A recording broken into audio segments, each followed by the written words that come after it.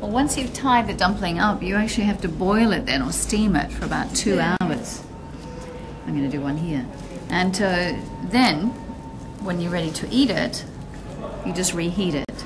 It's all ready to go. You can store it also in the fridge for a couple of days. There you go, that's a Peranakan dumpling. Very inexpertly made by me. And the next thing is to see how it tastes.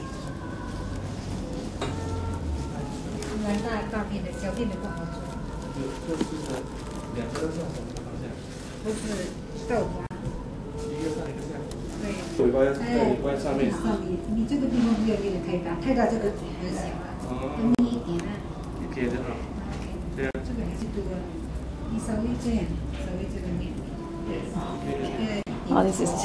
There you go, Kim.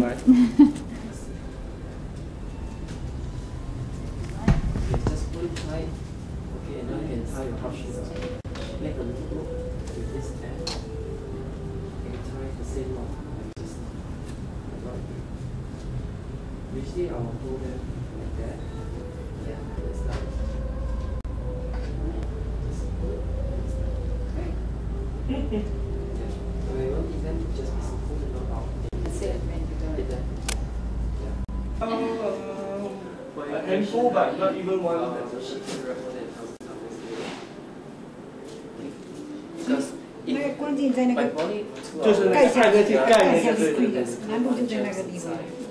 And the tightening process is forcing out all the air and water inside the dumplings out. 我看我妈包很可能，因为我包。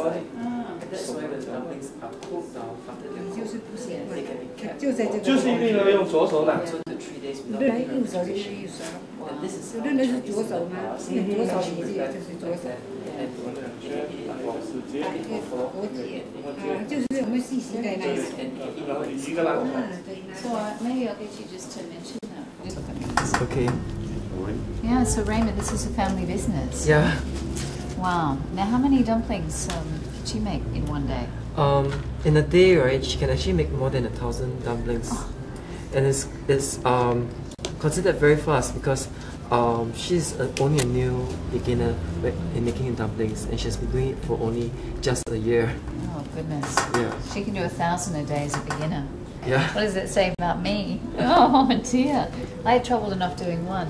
But the cooking process is very important, isn't it? Yes, because not many people know the correct way of cooking dumplings. Many people thought that the steaming way of cooking dumplings is the correct one. But that is not the correct method. The correct method is actually boiling the dumplings. And when we boil the dumplings, we boil them for 2 hours. 2 hours, wow. Yes, and boiling for 2 hours is as good as killing all the germs and bacteria inside the dumplings. And after boiling them, all our workers actually have to tighten the dumplings on the spot by pulling the dumplings down like that. Yes. And this tightening process is very, very important because by doing that, you are forcing the air and water from the dumplings out of it. And this creates a vacuum inside. And that's why when the dumplings are cooked and they're cooked down, they can be kept for a prolonged period for about 3 to 4 days without any refrigeration. And that's very much the traditional method when Yes. there were no fridges. Yes, Yeah. that's the correct one. Wow.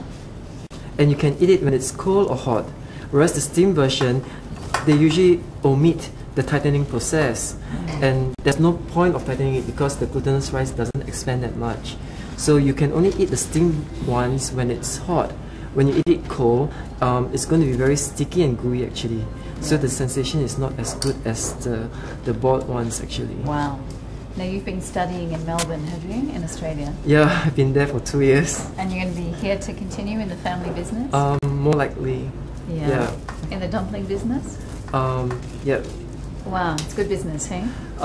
It's good, but the sad thing is that as the generation pass on, most Chinese or Peranakans are not really interested in doing traditional business like that. So businesses like us actually face a lot of problem when it comes to labor because making traditional food like that is actually quite labor intensive. Yes. Actually. Even the spices itself, the dumpling itself, as you know, there's lots of spices inside, as many as 11. So you can imagine that preparing the spices itself is another heavy workload also. Wow. Because you have to pound them till they're powder and dry fry them till they're very, very fragrant before you cook them. But you're helping to keep a tradition alive here. Yeah, we're trying to keep the Peranakan dumplings tradition on, and hopefully the youngsters will actually appreciate them more. Yeah. Yes. And do you like eating them? Actually, I like eating them a lot actually when I was younger. Yeah. And how old are you now? 25. 25. There you go. All right. That's great. Very nice. Well, I think if we can see some of the boiling process would be great. Is that possible? The boiling process would be at kitchen. I'm just going. Is there a bathroom upstairs? Yeah, It's down the there. bathroom is over there. I love the teapots. Thank you. You'll be surprised there's a meaning to it actually.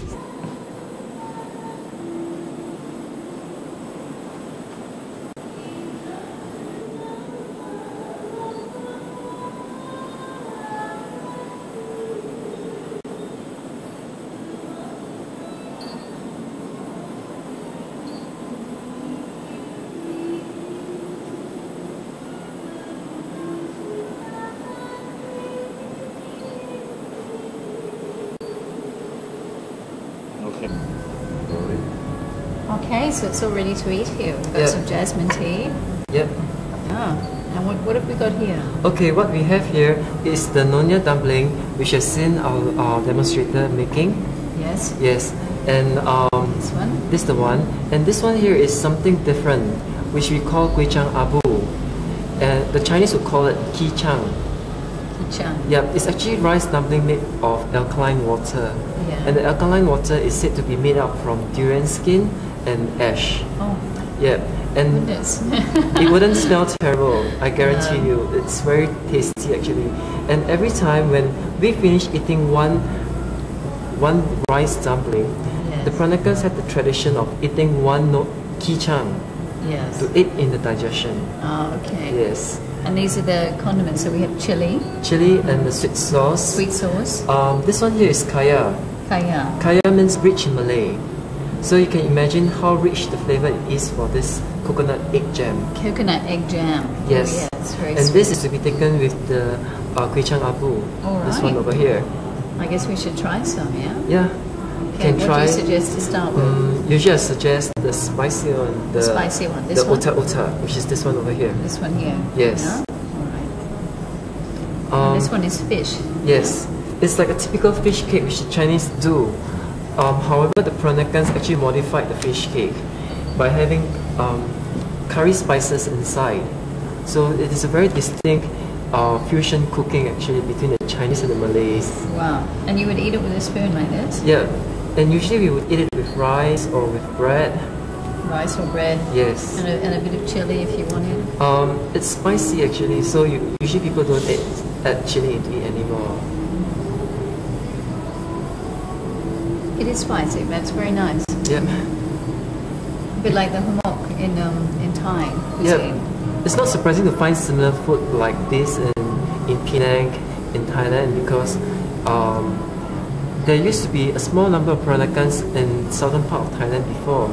And you'd be surprised, the Peranakan Association actually organizes Peranakan conventions in Phuket once in 3 years, if I'm not wrong.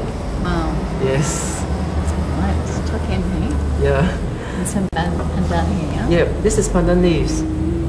It's so fragrant that the Peranakans often chop it up very finely like that and mix some safflower oil inside. It's very sweet. It's got a lovely smell. Yes, Lovely and this is the aroma. reason why the Peranakans love to use the pandan leaves and wrap the nonya dumplings.